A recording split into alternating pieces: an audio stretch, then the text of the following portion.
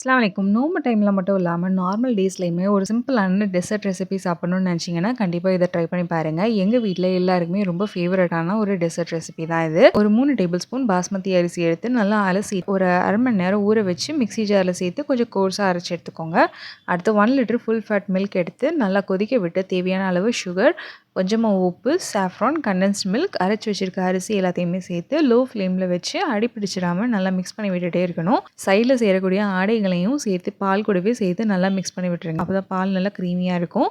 இது கூடவே நான் ஒரு ஸ்பூன் கஸ்டர்ட் பவுடர் பால்ல மிக்ஸ் பண்ணி ஆட் பண்ணியிருக்கேன். ஜஸ்ட் ஃப்ளேவருக்காக ஆட் பண்ணியிருக்கேன். இது ஆப்ஷனல் தான். வேணாம் அப்படின்னா நீங்க ஸ்கிப் பண்ணிக்கிடலாம்.